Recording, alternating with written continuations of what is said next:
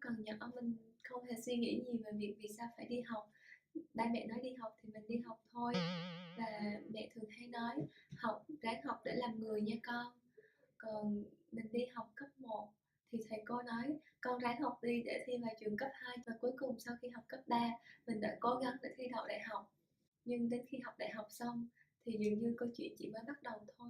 Ngày tốt nghiệp đại học và cầm tấm bằng cử nhân trên tay, mình thầm nghĩ vậy là sự học đã hoàn tất rồi. Tuy nhiên khi đó mình đã nhận ra được mình phải đối diện với rất nhiều câu hỏi dành cho bản thân.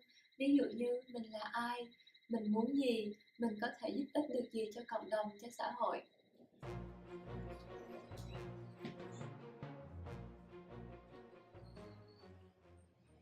Trong hành trình tìm kiếm và khám phá bản thân, mình đã may mắn được sự nâng đỡ của rất nhiều thầy cô, bạn bè và những người đồng hành. Trong một buổi học gần đây nhất về chủ đề bàn về sự học, mình cũng đã được tiếp cận với rất nhiều những kiến thức, những chia sẻ rất hay từ thầy giảng Tư Trung mà hôm nay mình muốn chia sẻ lại cùng các bạn. Bàn về sự học, có đôi điều mà chúng ta cần phải đề cập tới. Thứ nhất, học để làm gì và vì sao phải học. Thứ hai, học cái gì. Và thứ ba, học như thế nào. Trong khuôn khổ của buổi chia sẻ ngày hôm nay, mình sẽ đề cập khá nhiều về mảng thứ nhất, đó là học để làm gì và vì sao phải học.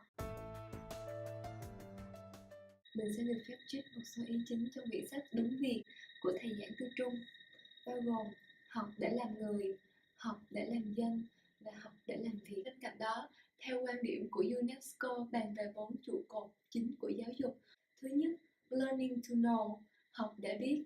Thứ hai, learning to do, học để làm. Thứ ba, learning to live together, học để chung sống, học để hòa nhập.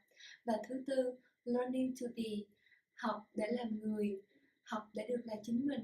Cá nhân mình có một niềm tin vô cùng mạnh mẽ về sự quan trọng của việc học làm người. Vì sao ư? Ngày nay sẽ không quá khó khi các bạn đọc báo và thấy những thông tin như tiêu cực và bệnh thành tích trong giáo dục, trộm cắp, cướp giật. Và kể cả gần đây nhất, có những thông tin rất đau lòng về những bảo mẫu đánh đập một cách tàn nhẫn những trẻ em ở các cơ sở giữ trẻ tư nhân. Vâng, đã bao giờ bạn tự hỏi cùng là con người với nhau, vì sao lại đối xử với đồng loại của mình như thế?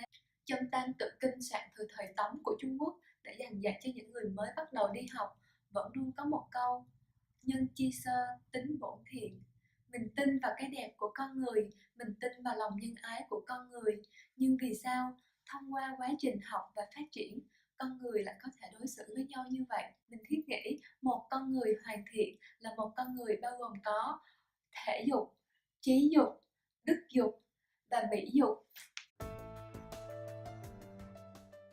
Mình vẫn nhớ rất rõ trong bài giảng của thầy có nói tới việc học âm nhạc, học đàn, học hát không đơn thuần chỉ là để chúng ta có thể biết đàn, biết hát, biết biểu diễn hoặc giải trí. Bên cạnh đó, một phần vô cùng quan trọng của việc học âm nhạc đó là chúng ta có thể có được một tâm hồn vô cùng nhạy cảm với những âm thanh của cuộc sống, những thanh âm của thiên nhiên. Từ đó cuộc sống của chúng ta trở nên phong phú biết bao nhiêu. Học vẽ, các bạn sẽ không đơn thuần chỉ là học cách để sắp xếp màu sắc bố cục của một bức tranh, nhưng đằng sau đó các bạn sẽ học được cách cảm nhận được những cái đẹp trong cuộc sống xung quanh mình. Một người biết trân trọng cái đẹp là một người luôn luôn nâng niu gìn giữ cái đẹp, chứ không nỡ lòng nào ra tay với cái đẹp. Khi thấy một bông hoa đẹp, một con người biết trân trọng cái đẹp là một con người nhìn ngắm bông hoa, cảm thấy niềm vui khi thấy bông hoa nở ra, hơn là họ sẽ ra tay để ngắt bông hoa ấy đi.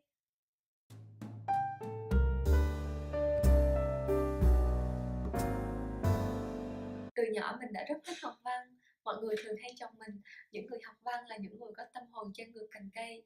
Tuy nhiên sau bữa học vừa rồi, mình đã rất vui khi được thầy chia sẻ học văn không đơn giản chỉ là để chúng ta học và nhớ và hiểu được những áng văn nghệ thuật.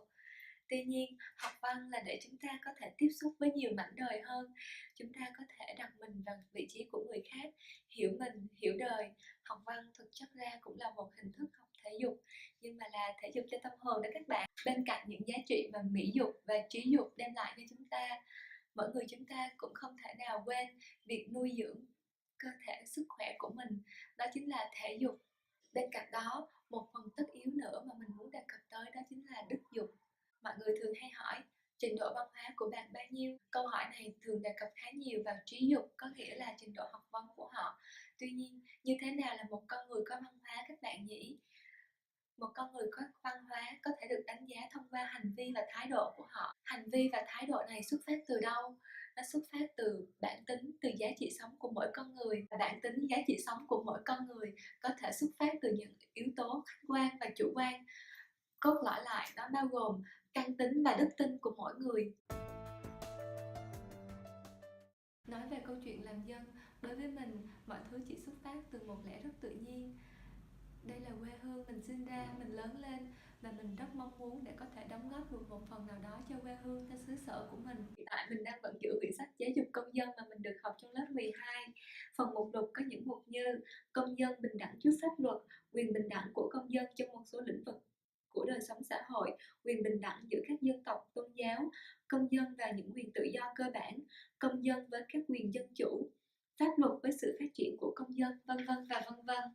Các bạn thấy đấy, những chủ đề này thật ra rất thiết thực với chúng ta, bởi vì khi chúng ta sống và là một công dân của một đất nước, chúng ta cần phải biết quyền lợi của mình là gì và nghĩa vụ của mình là gì. Trong những quyển sách có hoạt động khuyến đọc nằm trong chương trình IPL mà mình đang được học, có quyển sách Tại sao các quốc gia thất bại. Mình xin được phép trích dẫn một câu trong quyển sách này. Chính những thể chế do con người tạo ra, chứ không phải vị trí của đất nước hay đức tin của tổ tiên, quyết định một quốc gia sẽ nghèo hay giàu. Cùng một chủ đề tương tự, trong quyển sách Đúng Việc của thầy Giảng Tư Trung, mình cũng xin trích dẫn.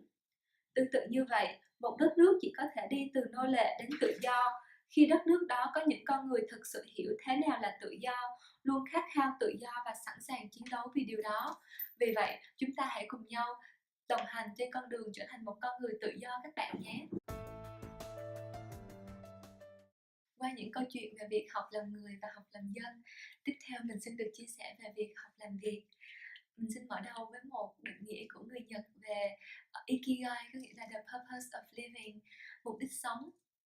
Thì trong định nghĩa này, mục đích sống của mỗi người sẽ là sự trung hòa của 4 yếu tố. Thứ nhất, bạn yêu thích điều gì? Đam mê của bạn ở đâu? Thứ hai, bạn có khả năng làm được việc gì? Và thứ ba, xã hội cần gì ở bạn, cộng đồng cần gì ở bạn, công ty cần gì ở bạn. Và thứ tư là những công việc mà bạn sẽ được chi trả, bạn sẽ được công nhận. Quay trở lại hai yếu tố đầu tiên, đó là bạn thích gì và khả năng của bạn tới đâu. Người ta vẫn nói khi bạn làm một công việc mà bạn yêu thích thì bạn sẽ không phải làm một ngày nào trong đời của bạn cả. Đó cũng chính là lý do vì sao việc tìm ra đam mê của mỗi người vô cùng quan trọng. Yếu tố thứ hai, đó là khả năng của bạn ở đâu. Ông bà ta vẫn thường có một câu, đó là lực bất tòng tâm. Đôi khi mình thực sự rất muốn làm điều đó, nhưng khả năng của mình lại không cho phép. Sau khi mình đã hiểu rất rõ về bản thân rồi, thì sẽ là câu chuyện của việc bạn hiểu về xã hội như thế nào, bạn hiểu về nhu cầu của cộng đồng như thế nào.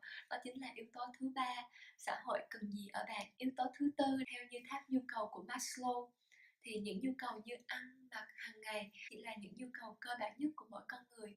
Tuy nhiên, càng lên cao, những yếu tố cốt lõi, một trong những yếu tố đó chính là mình được công nhận, mình được tôn trọng.